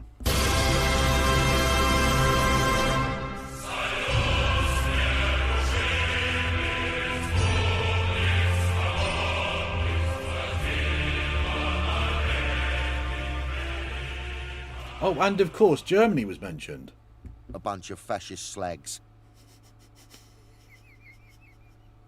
It was 80 years ago. It was ages ago. It was ages. We've forgotten about it. Totally forgotten about it. It's fine. No problems. No problems. Sense of it. By rights, if the people that write the national story were reflecting or reporting on the broader picture. No by one said rights, Jeremy I think Beadle, Labour would fuck be in off. single figures, wouldn't they? They certainly wouldn't be the favourites to win the most seats at the next general election. So let me make one thing absolutely clear. This, and you know, I took my medicine last week or the week before from plenty of people who would probably agree with me about most things, but who felt that I was part of some media conspiracy or scam to undermine Keir Starmer. You have to remember that people... I rely on people who talk to politicians all the time or every day. Hang on, people were attacking him for attacking Keir Starmer. When has he attacked Keir Starmer? He's part of the Keir Starmer, like... He's part of the Starmer-Abteilung. He is the editor of Der Starmer. Still an absolute belter.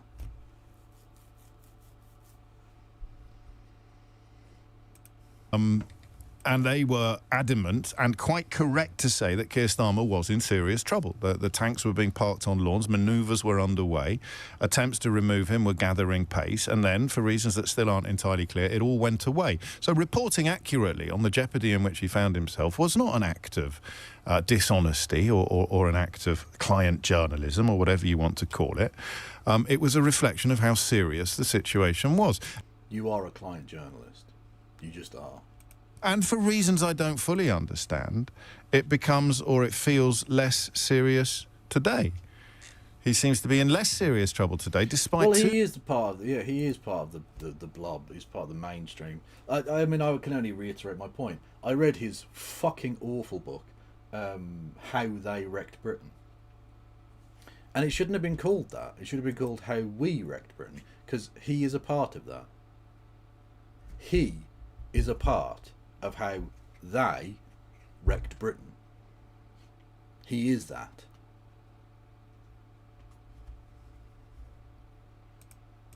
Two more big stories. In terms of his own party getting ready to defenestrate him, two more big... You can tell the Westminster blob loves the word defenestrate, because this is like the fucking 20th time I've heard someone say defenestrate. Defenestrate means to throw someone out of a fucking window. No one is defenestrating Keir Starmer, and legally speaking, that's good, because throwing people out of windows is bad, and I would not like that to happen to Keir Starmer. Look, I'm shaking my head to show that I disagree with the idea of the Prime Minister being thrown out of a fucking window.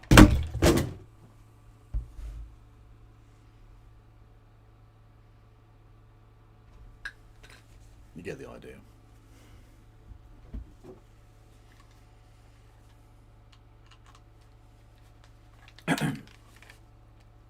Have you ever fingered someone out of a window? I have not.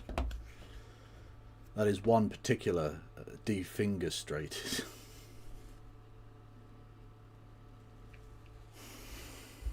Throbbing stories. The Labour Together scandal, which I think is scandalous, although, of course, Keir Starmer has ordered an inquiry by the Cabinet Office immediately, whereas Boris Johnson would have described it as an inverted pyramid of piffle and lied about it until the police were knocking on his door, as he did on other matters. But again, I don't know how important that is. But it's a defenestration fandango. Lovely callback. We need more and simultaneously less fandango. It's relevant to who writes the national story. He should, by rights, be going through another day, another week of somewhat premature epitaphs. They should be writing the obituaries for Keir Starmer's premiership. And they're not. They are reported, or rather, we are aware of surprisingly good polling for the party. And you are coping and seething. They're on like 20% or something, aren't they? Surprisingly good polling. That is a very interesting phrase. James, given that you were calling for Hitler Jam Man to get fucking defenestrated when he was on significantly higher percentage of the vote, does tell me, James, that the numbers aren't really the thing for you, are they?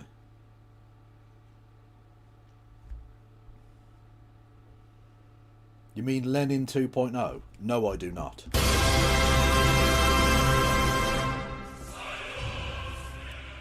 And favourite status for now are the bookies. Two things that seem to me to be so completely at odds with the national story. The national story, that I'm a little bit confused. Well, you shouldn't be, because it's very obvious that no one wanted to stick their head above the parapet last week when they had the opportunity, because they know what's going to happen in May.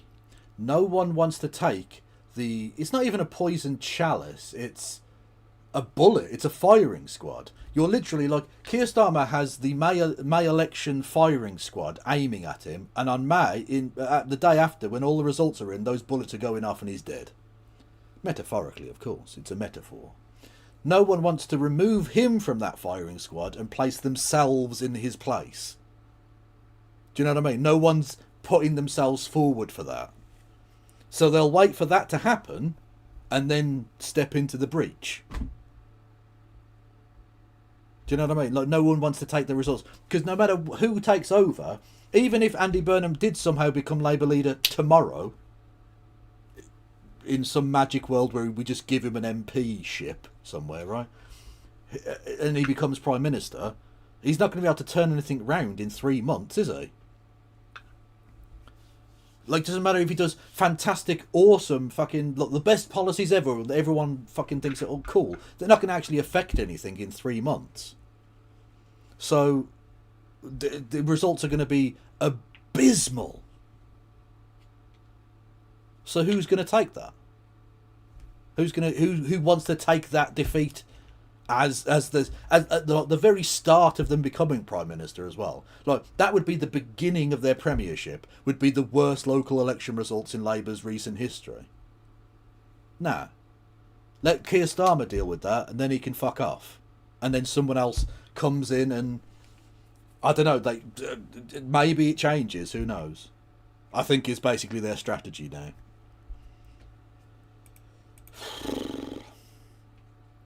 If Gorton and Denton goes badly, what do you think will happen? I mean, there'll be rumblings, I'm sure. But again, that just means we're closer, because that'll happen on Thursday. That'll just mean that they're closer to the May elections, and no one wants to take over right now. So I genuinely don't think I don't think he goes anywhere until May, really. Because who wants to take over just after they've lost the Gorton and Denton by-election, just before they're about to get absolutely fucking obliterated in elections that they promised those local councils they weren't even going to have to hold, and now do have to hold, and those election campaigns haven't even begun until now. They're fucked. They're absolutely fucked. If Reform win, they will implode faster. I actually disagree with you, NIN. A Reform win in Gorton and Denton is bad for Labour, right?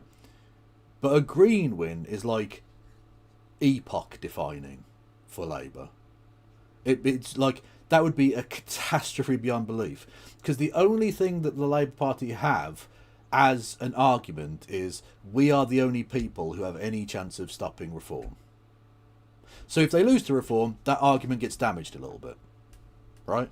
But ultimately they can say, okay, we're mid-term, but we're still the main people, right? You have to vote for us to stop Reform. It's basically a rehash of the same strategy they've had for the last 20 years of, you have to vote for us, otherwise the Tories get in. Which is the only reason they've been able to keep a lot of their vote.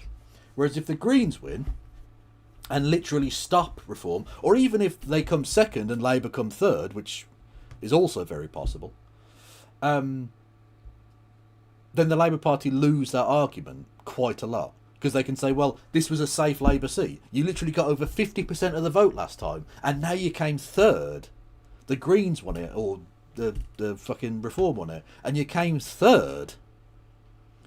You're not the party that can stop them. You're dead. And that becomes like an existential threat to them in terms of the very existence of that political party long term. So whilst a Reform win in that seat is obviously bad for the Labour Party, a Green Party win is way worse for them. which is another reason that I want the Greens to win. Because as pointed out in chat, Labour tears are very, very yummy. Like they're Moorish. Delectable. Delish. And I'm asking you this question from a place of confusion and mischief as well. Let me be completely honest with you. I think it's a hilarious question to ask in many ways, but it's also a profoundly serious one because it makes no sense if you rely upon traditional outlets, upon social... More Moorish than Tory tears. Well, this is the thing. Whether they're more or less tasty than Tory tears, it's a bit splitting hairs, because essentially they are Tory tears. If you're still in the Labour Party, you're a Tory. That's just the end of it. That's it. That's literally it. There's no difference between them. Media, upon legacy media, upon some newspapers or broadcasters, it makes absolutely no sense. In fact, the kind of people that routinely get bookmakers on to their programmes or into their pages to reflect upon what the markets possibly mean. There'll be none of that going on today because the markets tell us that the Labour Party is currently favourite to win the most seats of the next general election. That is, I mean, absolutely extraordinary. I mean, I'm going to have to play it again. You are coping and seething. This is pathetic. So, for the first time, basically since they got into office, they've become favourites, very, very marginal favourites, with some bookmakers to maybe get the most seats, but nowhere near a majority. And that's like good news, is it? That's good news for the Labour Party, is it?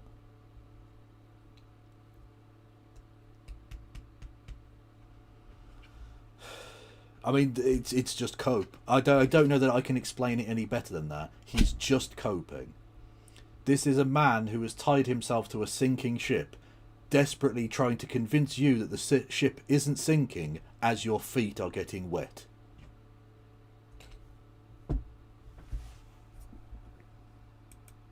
Isn't it?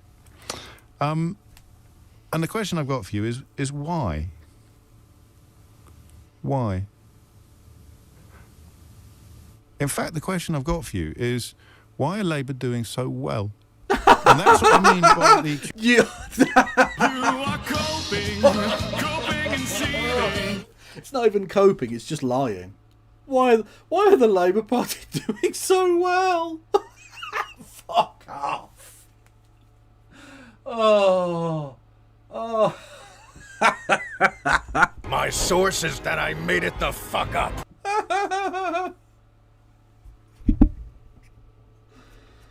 Oh, that is abysmal, James. You're a journalist, are you, lad? Okay. Cool. Cool story, man. I mean, I literally pass turds with more journalistic integrity than you, clearly, but, you know. Wives. Your campaign has all the momentum of a runaway freight train. How do you keep doing it, Sir Keith? Curious mixture of seriousness and mischief. Because, by all accounts, they're not doing well. But, according to the latest polling and according to the bookmakers' reports yesterday, they are doing 1,000,000 times better than even I, as someone who does this for a living, would have attested. In fact, I You are coping. You are coping. You are coping. You are coping. You are coping. You are coping. didn't believe what I was seeing, both yesterday and today. So, listen, don't waste tuppence ringing me to tell me that you don't believe it either, because I've checked, that's my job. These are the facts, these are the figures. They could change. They could have changed by the end of the programme. In fact, there's probably some little Farage fans out there now putting their pension on Reform to win the next election, and they'll move the market. Did I tell you what happened when I put 50 quid on Kidderminster Harriers to win the FA Trophy? It's such a tiny market and such a big bet for that market that it went from 8 to 1 to 5 to 1 the minute I pressed send. I mean, that's the way the markets work. So they reflect what people are spending money on more than they respect other kind of factors. That's the difference between opinion polling and bookmakers. But the bookies, the prices normally follow the polling. We are living in a country where the current government is led by one of the least popular prime ministers in history. Lol. That's, again, a matter of fact. You got what you wanted, James. Well done. The adults are back in the room, and it turns out they can't do anything. But they do know if it's smart cash. So that's nice. But popularity is a strange thing to measure anyway. Who would you rather drove your children home from a party, Keir Starmer or Boris Johnson? Okay, exactly. Who would you rather go for a pint with, Keir Starmer or Boris Johnson? You see? What is popularity? I think I'd rather be teetotal than drink with either of those absolute fucking reprobates. He is, however, according to approval ratings, the least popular Prime Minister in a month of Sundays. And yet, the numbers are positive. The numbers are good. You are coping. You are coping. You are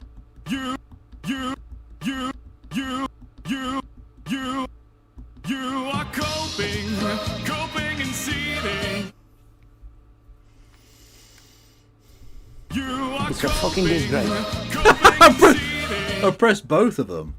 Gay is in, gay is hot. I want some gay. Gay it's gonna be. Fuck it, press randomly. A bunch of fascist slags. Against the backdrop of what we have been talking about and what has been going on, the numbers are surprisingly good. And listen, the bit that comes from confusion is I don't understand why, and I'd like you to tell me what's going on. 0345 6060 Oh dear, I seem to have spotted a cunt. And the second part of the question is pretty simply, why are they doing so well? That's the mischief bit, because even for me, it's a crazy question to ask. So would it be easier, would it be less mischievous if I said, why is it not going worse? Why is it not going worse? Are you sure about that? 0345 6060 973. Two more terrible stories. Don't make no mistake. The council postponement, terrible politics should never have put themselves in a position where they could take this spanking. Daily Telegraph pretending that it's all part of some cowardly master plan to avoid elections, when in fact it was an opportunity for the lower councils to postpone them until they no longer existed. So instead you're going to be electing people to positions that won't exist by this time next year. And the Labour Together story. Gentlemen, this is Democracy Manifest. It involves secret funding of think tanks, and I'm not listening to him. I'm literally just going to play bits from the stream deck until it finishes and then go to bed. Involves inappropriate investigations of journalists. So these are bad stories, and they are this week fast upon the Mandelson stories, fast upon the other U-turns, and yet the picture is surprisingly rosy, and I genuinely don't know why. And it makes me think that when you were attacking me a couple of weeks ago for being part of some media conspiracy to defenestrate Keir Starmer, I wasn't wrong about that, because the tanks were being parked on his lawn, but I think I must have missed something that explained the level of enthusiasm for him and his government, and the anger at what you saw being done to him. So I think I missed that. I came off air thinking I seem today to have upset people. I haven't listened to a fucking word. See, this is the difference. At no point will Novara Media just have George Galloway saying throbbing over like a guest. That's the difference. They do journalism, I do throbbing. Oh no, Mr. Bastani.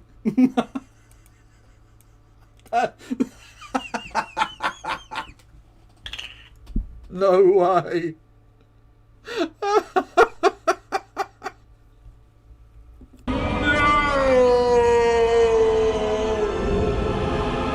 Okay, I'm never ever getting.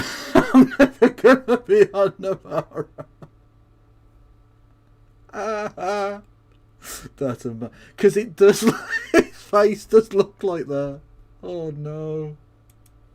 That I normally don't want to upset. And you upset me, because if you accuse me of lying when I'm not lying, and I'm never lying, if you accuse me of lying when I'm not lying, it's quite hurtful. It's quite personal. If you're a normal, sensible, decent person, if you're a racist nut job, then it's a vote of confidence and a badge of honour for you. What the fuck is this? What?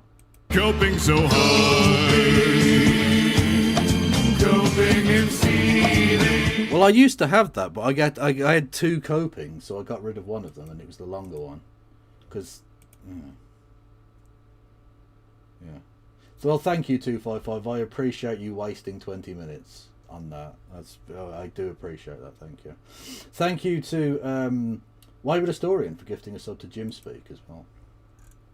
Much love to you. To insult me or call me a liar. But if you think I'd lie about that, then you really haven't been paying attention. But I do think I must have missed something. And it's coming into focus with these new numbers from both the bookmakers and the opinion polling. And I don't know what it is. So why do you think things are going considerably... To be fair, it is a phone-in show, but like the start of the show, he like gives you some opinions and stuff and asks a question or a few questions for people to like ring in and talk about. So the bits that you see, like, I don't give a fuck about what some random wanker rings in about particularly, other than when you have concerned Helena from Nottingham who rings in and schools the soon-to-be Chancellor of the Exchequer, that sort of thing. But other than that, I don't give a fuck. But like the bits that you see that I react to are always like that bit at the start of the show. So most of his show is like taking calls and stuff. So I don't want people to have the wrong impression. I'm not trying to say like he doesn't just talk into the microphone for 3 hours, you know.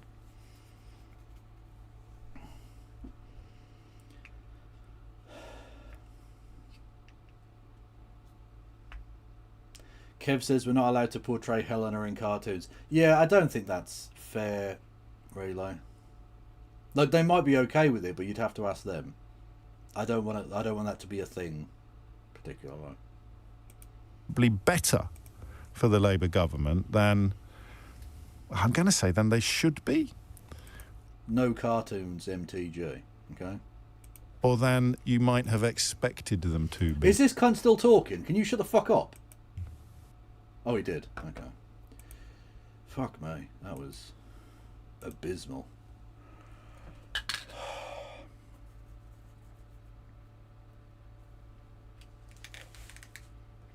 Anyway, I'm going to... you seen this, King Kev? What's this? What do we have? Oop.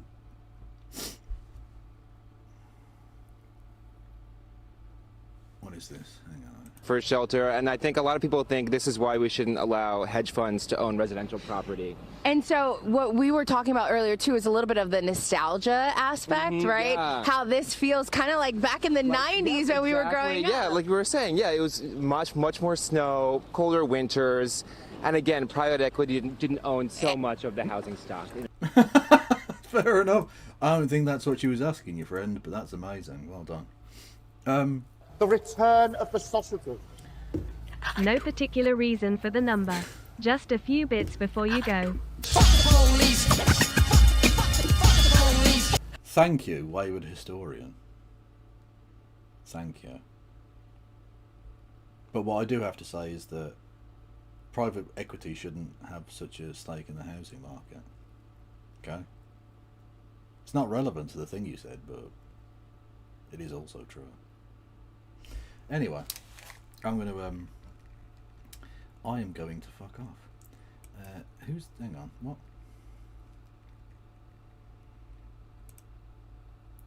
Do I follow that person? I always like clicking on the thing to find new people. You click on, like, if someone posts an emote that you don't recognise, and you're like, who is this person? Oh no, I already follow that person. Okay, cool. I follow loads of people and I watch virtually nobody. Great stream, Brett. Well, thank you. I mean, you're wrong, but thank you. It was a terrible stream, done very poorly. Anyway, Yeah, I'll be back probably tomorrow, I think. I don't think I've got anything going on. Obviously. What do you think, I have a life or something? Don't be silly. Did you see the poll of what?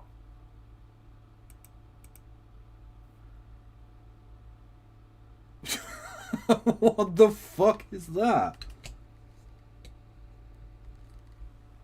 That's real as well. Oh my god. Sorry, I was gonna go, but that's real. Because look, do you remember we were talking about the story about on Turn Left about how you're supposed to put the imprint at the bottom of the thing? There's the imprint. Oh, hang on, no, there's the imprint. Reproduced from electronic media, promoted by Anthony Laval on behalf of Angeliki Stoya, who is the Labour Party candidate. Both at blah blah blah blah, and then the name of the thing, right? So that's the imprint that you're supposed to have on all literature, so that you know that it's real. So this is like a legit thing that they're putting out there. Heroin, crack, cocaine, spice. Green Party says yes.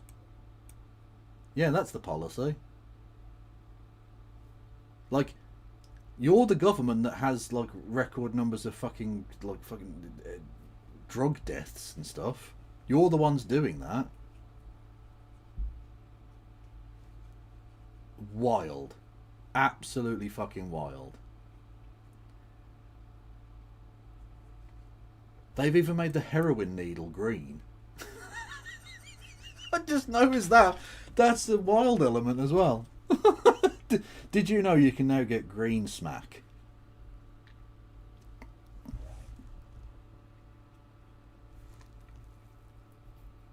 The Greens want to have more heroines like Hannah Spencer. True!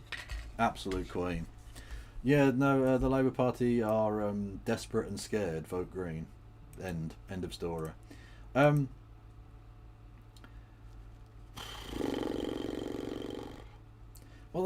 that has percolated my peanuts. I don't know what the fuck that means. My cortisol levels have spiked. I just got heroin mugged, and now I'm going to green max. I hope the people that invented this terminology die in pain.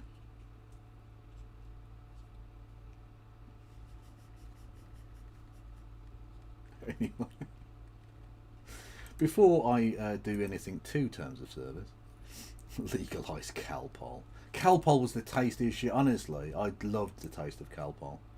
It's a cough thing in the UK. Look, it's like a syrupy thing that you take as a kid. I don't know that it actually made any real difference. In all honesty, I'm not sure that it was fantastic, but there we go. Okay, I'll send you over to the serves. They're talking about Mandelson as well, I think. So we'll go here. We'll go to the serves on both platforms. Assuming, are they on Twitch? Oh, don't make me type it in. Fuck's sake. My life is so hard, honestly. The Serves TV, there we go. Okay. Yeah, I'll be back tomorrow. Free Palestine and all that shite. Say hello to Lance and give them a follow and all that shit. Yeah, stay beautiful. No pass around.